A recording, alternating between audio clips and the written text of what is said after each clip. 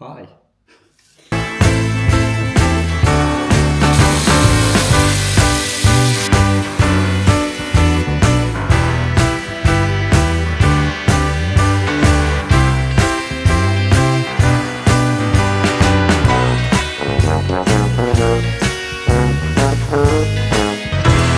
Okay. Ooh. Let's see.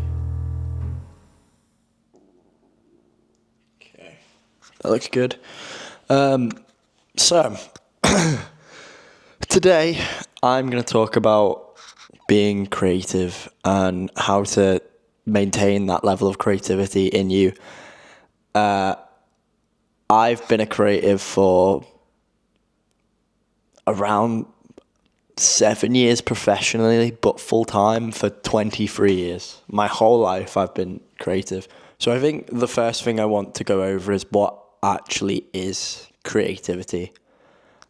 People use that word in such a like off the tongue, like roll off the tongue expression.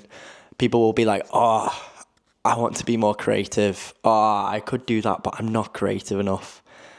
When realistically, it's not a no one's people fundamentally have an element of creativity in them, but everyone in the world is creative in some way.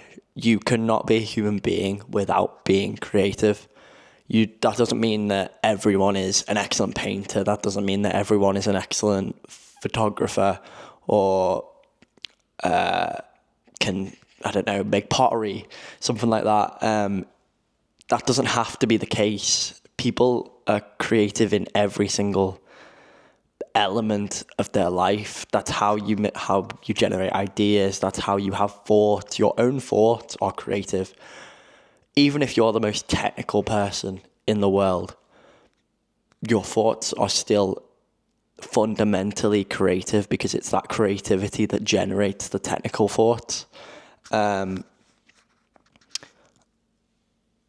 If you guys didn't know, I am a photographer, videographer, graphic designer, and just general content creator and general creative, I guess. And people will look at you and be like, "You're a creative. What does that even mean?" And it's so fair because it's such a broad topic. Sometimes in life, people can overthink a lot of things, hence why people will be like, I'm not creative. I don't have the ability to do this. I don't have the ability to do that. When that's your mind just playing tricks on you there, because realistically, you can do whatever you want to do. You have the ability to paint beautiful things if you so put your mind to it. you were passionate about doing so. Yeah. I think a lot of this as well comes down to the fact that I've now came into that mindset where I'm, no matter if I have those thoughts, because everyone has those thoughts, I'm just going to try my hardest to push past them and keep going. And if I make a piece of content, whether that be one of these videos, whether that be images I create for my work, whether that be drawings I make, or anything, any sort of creative outlet that I have, if I make it and it's not good enough, I will constantly try and learn from it and go harder next time. Do not give up after the first try. Do not give up after the second try. Do not give up after the 50th try. If you enjoy something that much, keep going. That is the most important thing I will tell everyone. And it's something that we need to really make sure that we hone down on. So what I want to challenge anyone who watches this video, and it's something that I'm also going to do, is I'm going to try and create something every single day. It doesn't have to be anything polished. It doesn't have to be anything fresh. It can be either a day where I make a whole one of these videos, I film a whole one of these videos and edit it, or it could be a day where I just do 10 minutes of illustration, just a little sketch at the end of the day.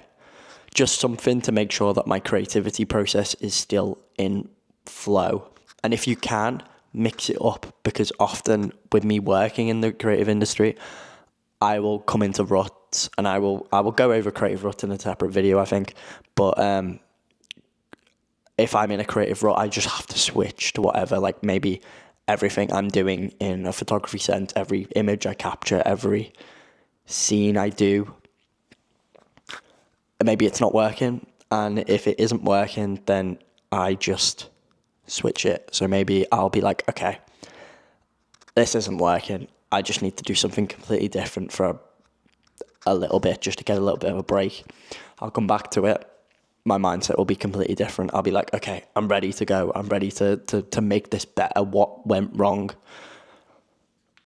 In some ways as well, you kind of have to have a bit of a tolerance for failure, in terms of the fact that essentially it's like you're throwing stuff, you're throwing paint at the wall. It's like you're just testing things out a lot of the time, and things are going to fail. A good portion of what you do is not going to look perfect, but it's about what you learn from that, and it's about having an element of tolerance for that failure. You have to be like, okay, I'm going to make this stuff. You have to be a bit hard-skinned and be like thick-skinned and be able to combat the failures, but also that makes the actual successes that you make even better. In a lot of ways, creativity is a bit of a mindset, in terms of getting over the inner thought inside your brain, where your brain's telling you that you're not creative, telling you that you can't do this. It's the little slight thoughts in the back of your mind going, okay, that wasn't good enough, you should just stop, which is the worst thing you can do.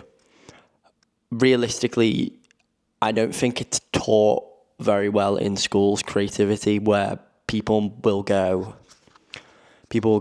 you could have an art lesson and your art teacher will say, okay, do this to draw better, do this to paint better. They'll teach you all the fundamental technical aspects of how to do that thing, but not the creative thought inside your brain telling you that you are not good enough, telling you that you can't do that.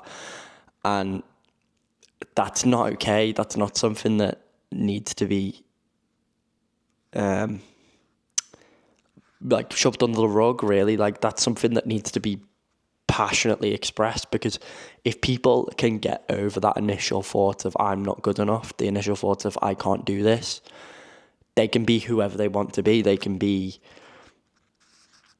they can, if they really put their mind to doing something that they love, they can be the best at that, or not the best, but they can be, yeah.